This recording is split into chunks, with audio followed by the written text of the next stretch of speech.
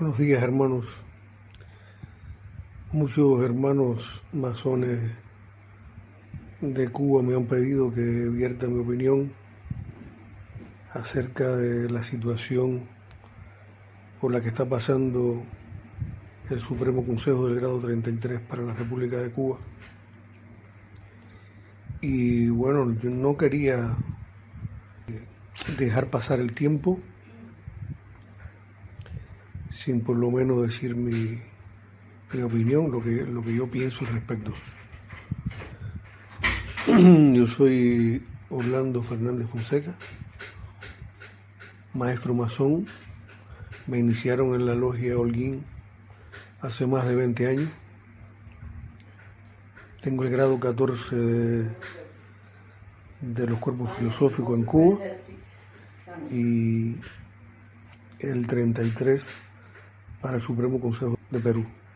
Yo espero que más temprano que tarde en Cuba suceda lo mismo que sucedió en la Alemania democrática, en la mal llamada Alemania democrática, cuando todo se derrumbó y salieron a la luz toda la documentación y todos los archivos que la Stasi, las SS alemanas, tenían archivados respecto a los que ellos consideraban peligrosos.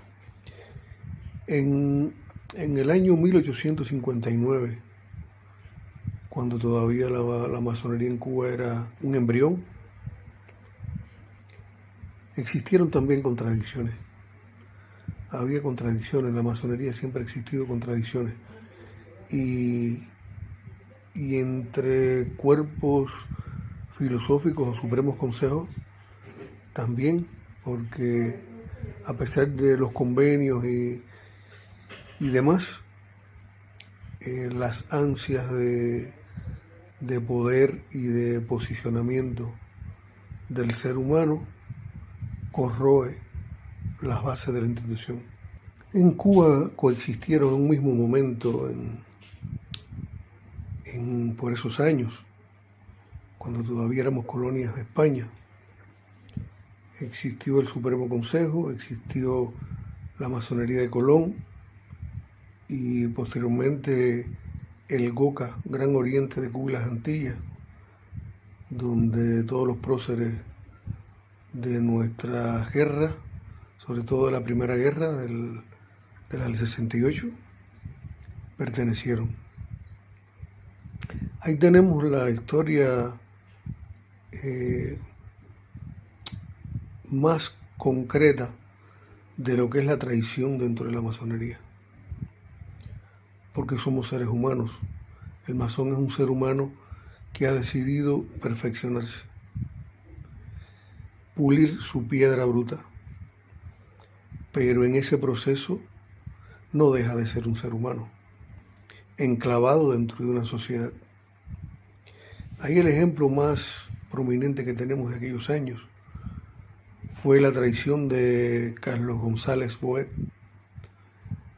al que se considera hoy por hoy el maestro masón mártir de la masonería, Puentes Badel, Andrés Puentes Badel.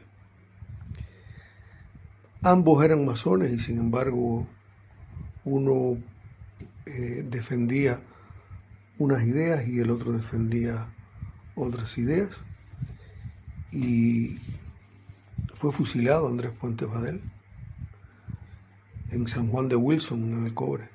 Eso es una historia que los masones tenemos que recordar siempre. A lo largo de los años también existieron contradicciones y luchas internas dentro de los cuerpos masónicos, dentro de las logias, porque es lo natural.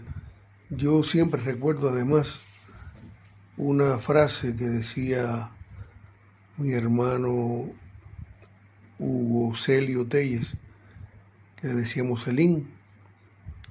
Él siempre decía: no creas que por falta de ideales la orden morirá algún día.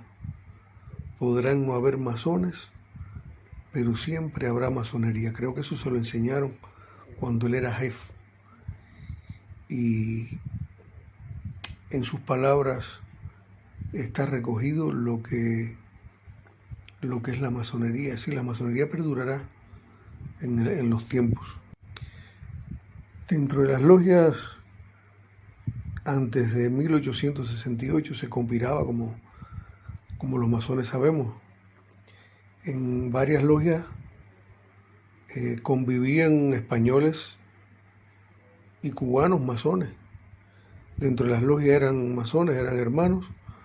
Fuera de las logias cada cual defendía sus ideales.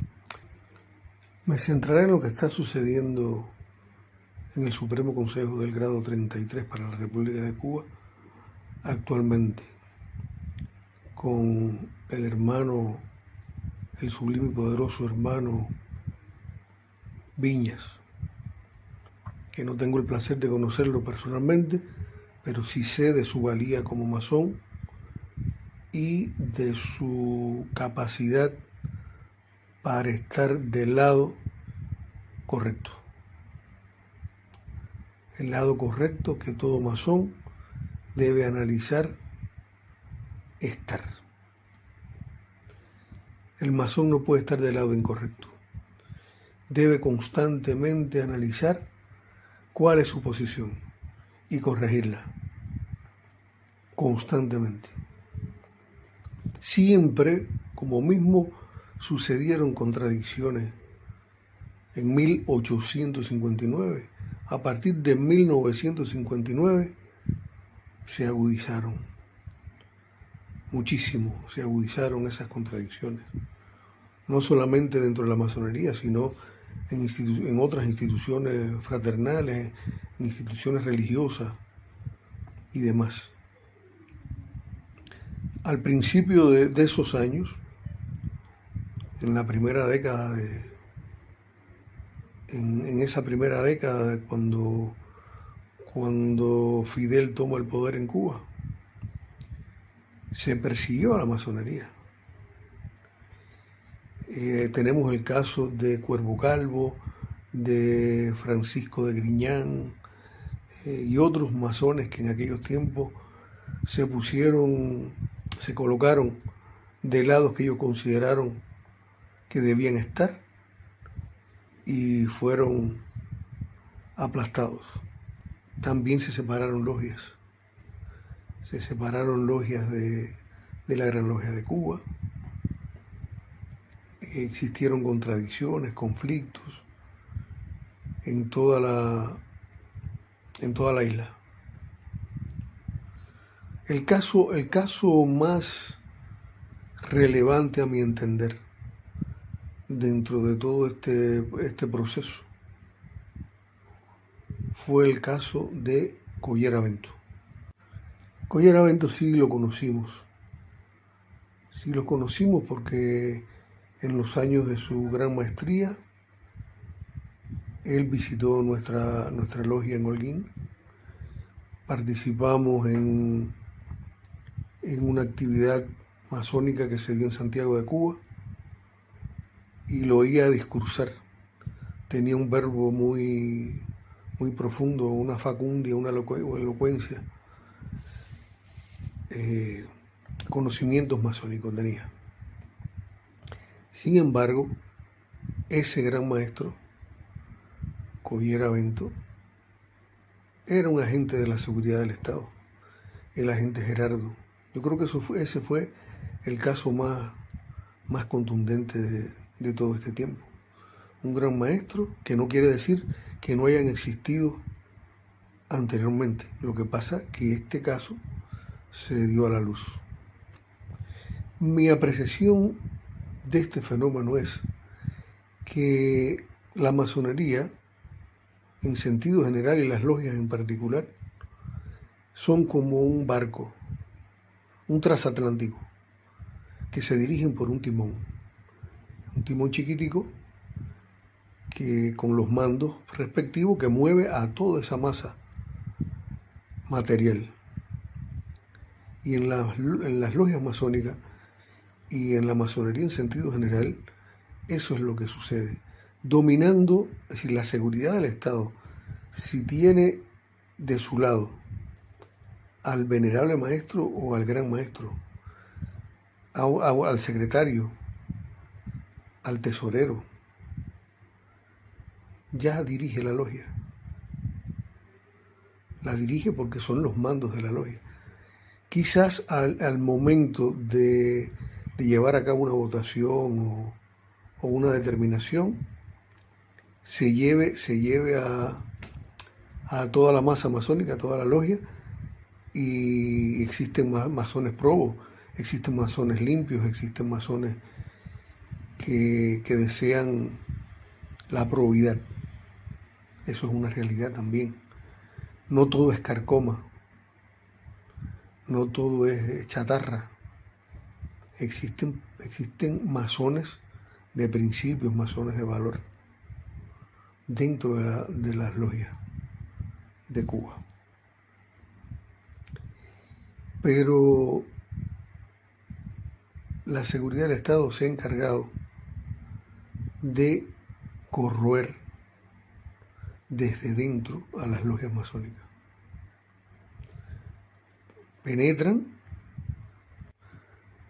Las penetran y desde dentro crean divisiones, contradicciones, conflictos entre hermanos. Y todo eso genera lo que está sucediendo ahora en el Supremo Consejo del grado 33. Pero eso ha sucedido desde siempre. En mi caso, yo pertenecí a la formación, es decir, fui parte de la formación, fui el gran secretario de un nuevo cuerpo masónico que creamos 6 logias en Cuba en el año 2014. De eso se habla poco, pero es parte de la historia de la masonería en Cuba. Nosotros nos separamos de la Gran Logia de Cuba por todo este conflicto, por todas estas situaciones que se daban. Le estoy hablando de los tiempos de Armada, cuando Armada era el gran comendador del Supremo Consejo del grado 33 para la República de Cuba. Le estoy hablando en los tiempos de Osmundo González, en los tiempos de Ramoncito, en los tiempos donde el presidente de la Corte Suprema de Justicia Masónica, Mayito, tenían el control de la masonería. Y con el paso del tiempo se descubrieron. Los tiempos, los días, los meses, los años son los que dicen al final la verdad. En los tiempos dijeron quién era Mayito, los tiempos dijeron quién era Osmundo, quién era Ramoncito, quién era Collaravento. Y los tiempos demostraron el por qué 6 logias fundadas al margen de la masonería en Cuba, de la Gran Logia de Cuba, nos separamos y fundamos una gran logia, la Gran Logia Regular Multirritualista del Archipiélago de Cuba. Eso es parte de nuestra historia. Entonces, lo que yo he visto en los videos que han salido por las redes sociales es una señora que tiene el poder administrado por el Estado, porque responde al Ministerio de Justicia. Ese gancho es la Ley 54, derivada del artículo 54 de la Constitución de la República de Cuba, que los masones firmamos. La Gran Logia de Cuba, en su momento, estuvo de acuerdo con ese artículo, derivado ley posteriormente, donde existen varios acápites, donde la masonería tiene que, como decimos en buen cubano, darle el piojito al Ministerio de Justicia y le permite al Ministerio de Justicia entrar dentro de las logias y dentro de la masonería en sentido general. Yo creo que lo que está sucediendo en Cuba en este momento se repetirá y se volverá a repetir mientras existan estas condiciones.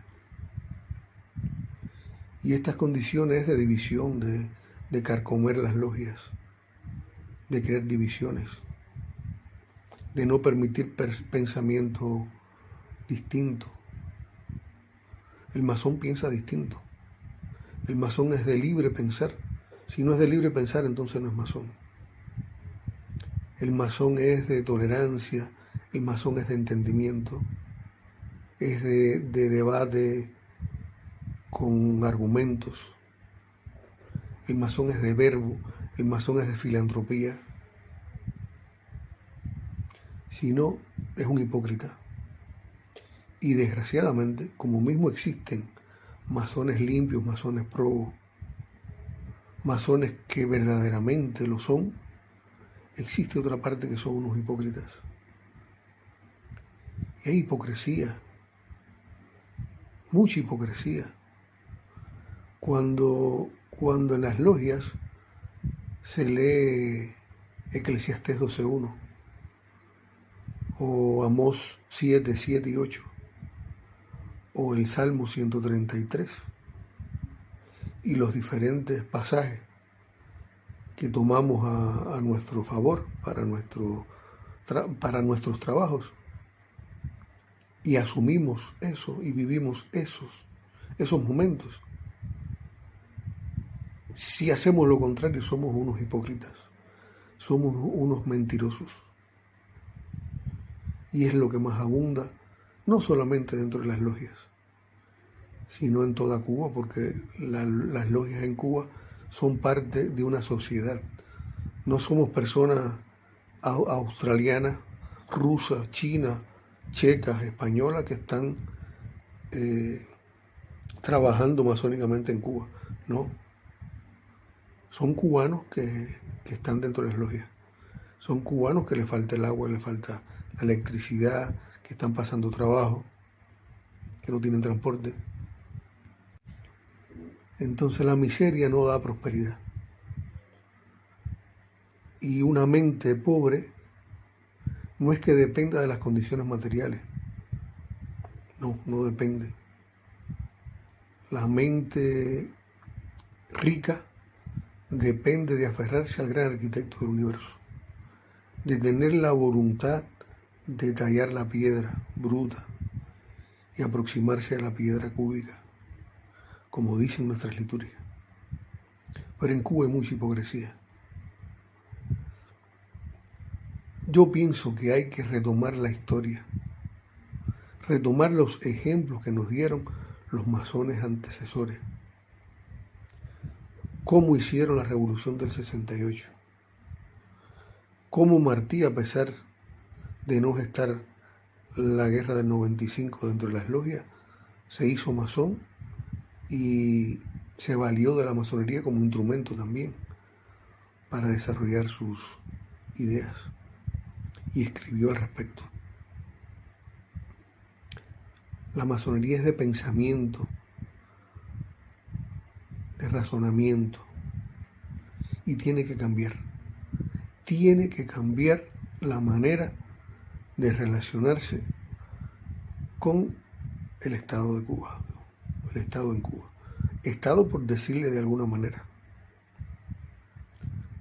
Porque si no se permite libertad de pensamiento, ya no de opinión, sino de pensamiento. Si tú piensas diferente, tú no perteneces a esa sociedad para ellos. Entonces la masonería como punta pensante, como cabeza pensante, como protectora de todos los ejemplos que nos regalaron los masones anteriores, debemos ser cautos a la hora de actuar actualmente. Viña tiene ideas que para mí son las correctas, las comparto, pero estoy seguro, aunque no tenga prueba, pero la historia lo ha demostrado, que a su alrededor de 3 por lo menos uno, está conectado a las SS, a la seguridad del Estado. Y la ignorancia, la hipocresía, la ambición, como los males que aquejan y debemos combatir los masones. Hoy por hoy, esos males de la masonería están a flor de piel, pululan dentro de las logias. Mucha hipocresía, mucha mentira, mucha falta de honor, mucha falta de discreción. Y eso que está sucediendo con Viña, hoy sucederá mañana con otro. Porque el sistema está diseñado para eso. Está diseñado para crear división y para crear conflictos y contradicciones, siempre a favor del Estado. La ley 54, derivada del artículo 54 de la Constitución de la República de Cuba, los masones tienen que pensar cómo entrarle a eso. ¿Cómo entrarle a eso? Porque no es posible que un ente externo, nosotros nos tildamos de discreto, inclusive entre nosotros mismos, entre las diferentes cámaras no nos podemos transmitir conocimientos y no nos podemos transmitir lo que se trató en una determinada sesión, unos a otros siendo masones. Va a venir un tercero y va a leerse un acta. Un tercero que no es masón, que no tiene que ver nada aparentemente con la masonería, que responde a los intereses del Estado, del totalitarismo, que responde a los intereses del que todo lo puede, del que mueve los hilos. Entonces no es posible que teniendo las experiencias de Viriato de Covadonga, teniendo las liturgias de Viriato de Covadonga, sabiendo quién fue Viriato de Covadonga y lo que hizo de Castro y Bermúdez, nosotros hoy por hoy estemos todavía embarrándonos de fango constantemente. Esto que sucede a mí me parece que es como cuando uno era niño, cuando yo era niño, que llovía y yo me metía en los charcos descalzo y me llamaban para que saliera, y entonces en vez de yo salir por la parte más corta, yo salía por la parte más larga para tener un tiempo más de recreación y me embarraba de agua con fango. Y así sucede en las logias masónicas en Cuba. Ese es mi criterio. Así pienso. Yo estoy fuera de Cuba